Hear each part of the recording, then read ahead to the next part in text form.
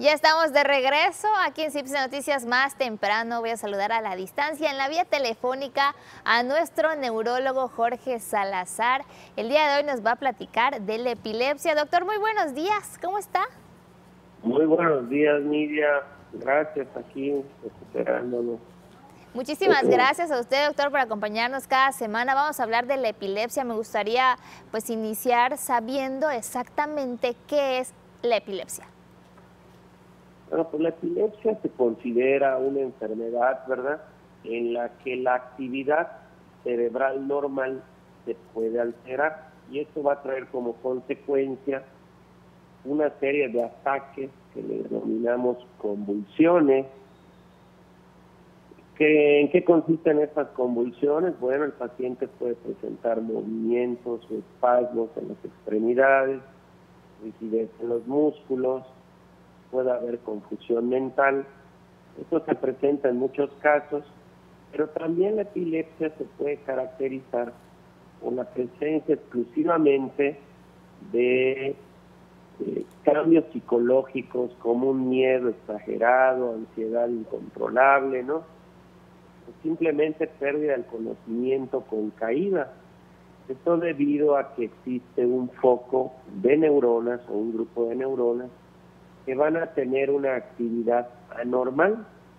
Y la importancia radica en que estos ataques pues pueden tener una serie de complicaciones, sobre todo en el caso de las convulsiones, que es cuando hay estas manifestaciones motoras, que es cuando es más evidente.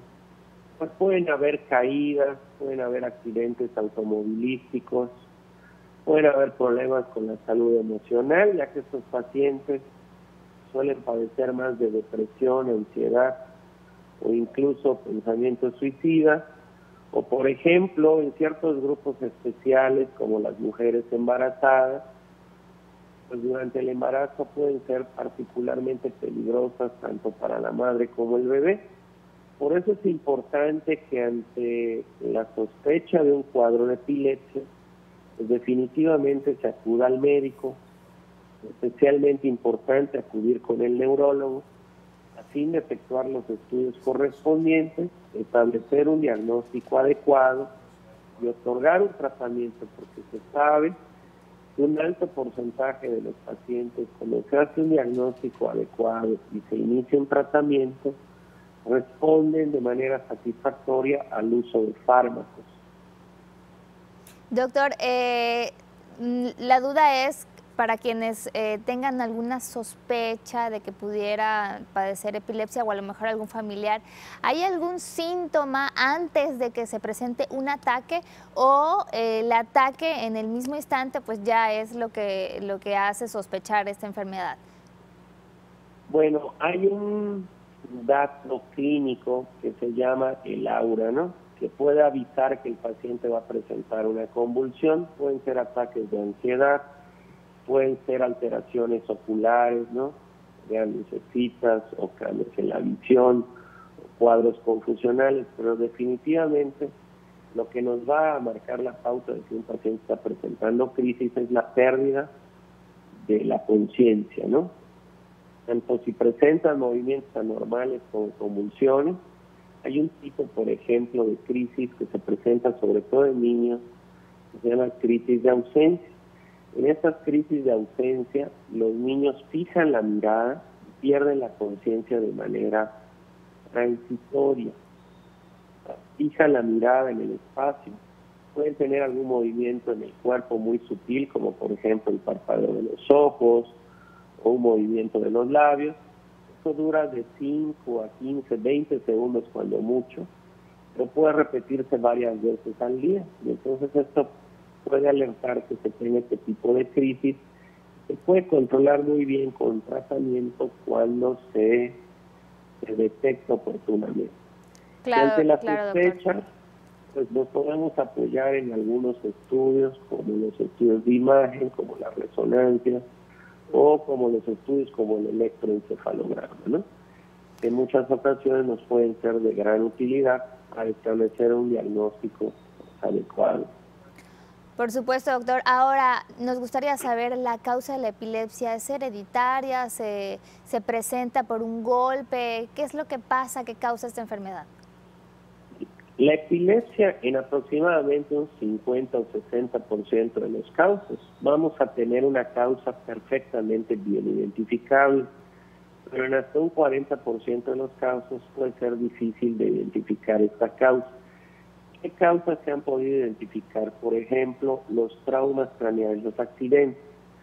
Por ejemplo, cuando hay un accidente automovilístico y se lesiona el cerebro, pues esto puede provocar algún tipo de epilepsia. Ciertas alteraciones cerebrales, como por ejemplo las malformaciones de las arterias o de las venas cerebrales, que se llaman malformaciones vasculares, pueden causar epilepsia en algunos casos.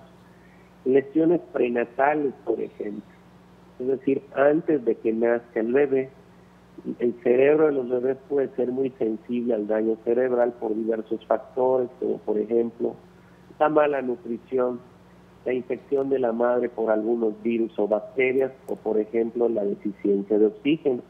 Bueno, pues esto puede traer como consecuencia que el niño nazca con algún defecto en su cerebro y esto dé origen a la aparición de epilepsia. También hay algunos tipos de epilepsia en las que puede haber alguna influencia genética, aunque no son la mayoría de los casos. En la mayoría de los casos casi siempre nos vamos a enfrentar a una causa adquirida. Correcto, doctor. Ante la sospecha de que pudiera ser que tuviera epilepsia a alguien de nosotros, de nuestro entorno, lo primero que se tiene que hacer es acudir al especialista, es al neurólogo. Y el tratamiento puede ser con medicamento, nos comentaba. Es correcto. En la gran mayoría de los casos, la epilepsia, cuando se detecta a tiempo y se le da un tratamiento oportuno, se controlan la mayoría de los casos con un fármaco.